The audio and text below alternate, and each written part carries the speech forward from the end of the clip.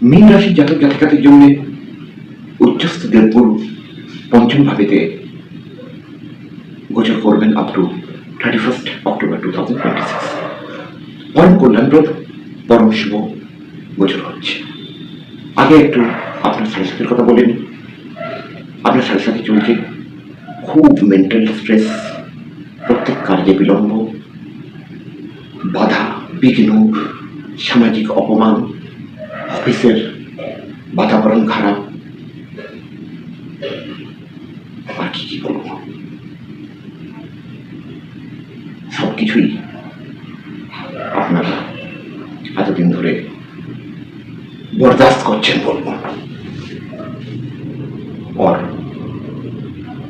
Bound to face.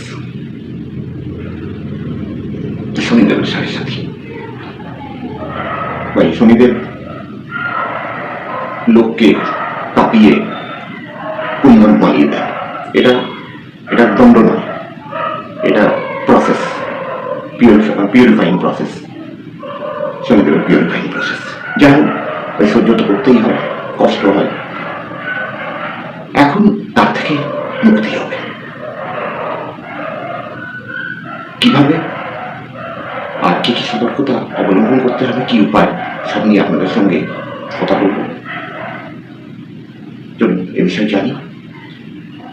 ভাই, একটা request করবো আগে, যে প্লিজ চ্যানেলটা, একটা হামরা রিকোয়েস্ট, এটা আমার চ্যানেলটা সাবস্ক্রাইব করবেন, আর যদি পছন্দ হয় ভিডিওটা লাইক করবেন।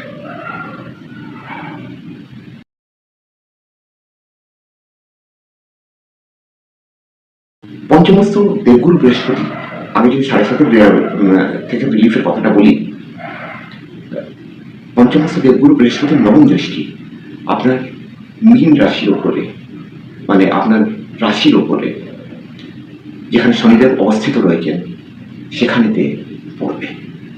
দেবগুরু বৃহস্পতির দৃষ্টি যখনই শনিদেবের উপরে পড়ে, শনিদেব নিজের অশুভ ফল দেওয়া খুব কম করে দেন, ইভেন উনি শুভ ফল দিতে শুরু করে দেন। তো এই জন্যে এবার আপনি 7:30 থেকে অনেক রিল্যাক্স পেয়ে যাবেন, বরং শনিদেবের শুভ ফল কিছু পেতে শুরু করবেন। অশুভ ফলটা তো কমে যাবেই, শুভ ফল পেতে শুরু করবেন শনিদেবের। আর দেবগুরু বৃহস্পতি তো পঞ্চম ভাবেতে বসে আপনাকে শুভ ফল দিচ্ছেন। এবার দেবগুরু বৃহস্পতির কথা যদি বলে নিই, পঞ্চম ভাবেতে দেবগুরু বৃহস্পতি, প্রথম জিনিসটা হচ্ছে, যদি আপনি কোনো প্রেম ভালোবাসায় থাকেন, অত্যন্ত সম্পর্কটা আরো মধুর হয়ে যাবে। ইভেন আপনার ম্যারেজে প্রেম ভালোবাসাটা পরিণত হয়ে যেতে পারে, ভালো ম্যারেজ হবে। যদি আপনি সন্তানের জন্য ইচ্ছুক হন, এটা গোল্ডেন টাইম, প্রয়াস করুন। যদি আপনার সন্তান অলরেডি আছে, যদি কোনো রকম কম্পিটিটিভ এক্সামেতে অ্যাপিয়ার হচ্ছেন, ওনার সাফল্যের চান্সেস খুব বেশি হবে। যদি উনি বিজনেস করছেন, বিজনেসেতে খুব লাভ হবে। যদি উনি চাকরি করছেন, তো ওনার পদোন্নতি আর বেতন বৃদ্ধির চান্সেস খুব বেশি আছে। আপনার বুদ্ধিটা খুব স্থির হবে, আপনি নির্ণয় শক্তিটা, এটা এতদিন আপনার একটু কমে গেছিল, সেই জিনিসটা আপনার খুব ভালো হয়ে যাবে এই সময়। আপনি একটা কারেক্ট ডিসিশন নেবার পাওয়ার যেটা, ওটা আপনার খুব বেড়ে যাবে। দেবগুরু বৃহস্পতির পঞ্চম দৃষ্টি আপনি নবম ভাবের ওপরে হবে। আপনার পিতৃসুখটা খুব বাড়বে, কিছু পৈতৃক সম্পত্তি আপনি পেতে পারেন, চাই ওটা ক্যাশ হোক, চাই কোনো সম্পত্তি হোক, এই ধরনের জিনিস হতে পারে। ধার্মিক অভিরুচি আপনার খুব বাড়বে, ধার্মিক কার্যে আপনি খুব সংলগ্ন হবেন। আপনি লং ডিস্টেন্স জার্নি করতে পারেন, আপনি তীর্থযাত্রা করতে পারেন এই সময়।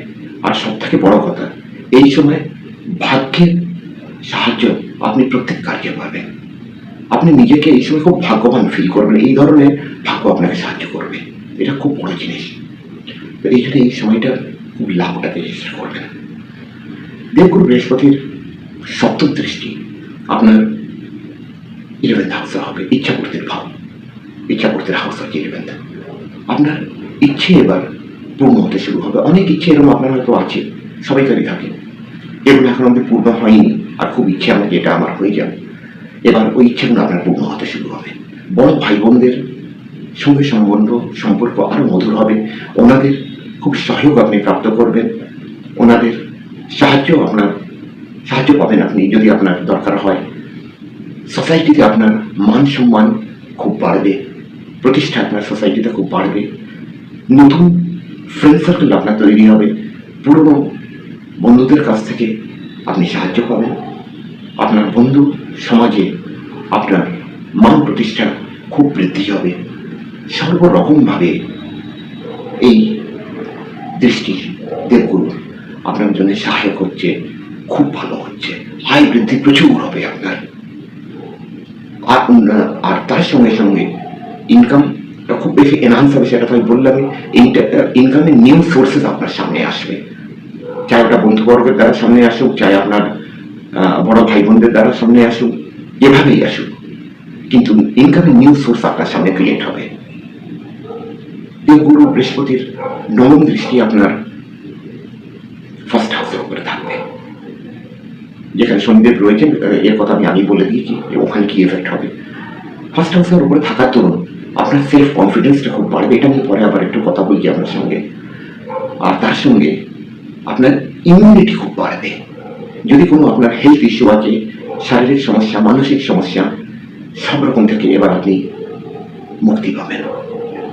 সর্বাঙ্গীন বিকাশ আপনার এই সময় হবে, খুব ভালো সময়, খুব কল্যাণকারী সময়। এবার যে জিনিসটা আমি আপনাকে বলছিলাম যে সাবধানের কথা, দেখুন দেবগুরু বৃহস্পতির, উচ্চস্থ দেবগুরু বৃহস্পতির একটা টেন্ডেন্সি থাকে, একটা প্রাউডনেস দেবার, একটু অহংকারী মানুষকে করে দেবার। তো এই জিনিসটাকে খুব বেশি অ্যাভয়েড করবেন, কারণ দেখুন এক তো অহংকারটা কেউ পছন্দ করে না ভাই। অহংকারী লোকের কাছে কি আপনি পছন্দ করেন না আমি পছন্দ করি, লোকে একটু অ্যাভয়েড করে। তো এই জন্য এই জিনিসটাকে অ্যাভয়েড করবেন যদি অহংকারের প্রবৃত্তি আসে। আর সেকেন্ড জিনিস হচ্ছে 7.5 ফেজেতে কিংবা শনিদেবের মহাদশা অন্তর্দশার ফেজেতে শনিদেব অহংকারটা একদম পছন্দ করেন না। উনি ডাউন টু আর্থ পার্সনকে পছন্দ করেন, লেবরিস পার্সনকে পছন্দ করেন। বিনম্র যত বেশি মানুষ হবে শনিদেবের কৃপা তত বেশি পাবে। তো এই জন্যে একটা 7.5 ফেজ চলছে এখন, অহংকারটাকে যতখানি সম্ভব অ্যাভয়েড করবেন, পুরোপুরি অ্যাভয়েড করবেন। কারণ অহংকার যদি আসে বড় ডিস্ট্রাকটিভ রেজাল্ট আসবে।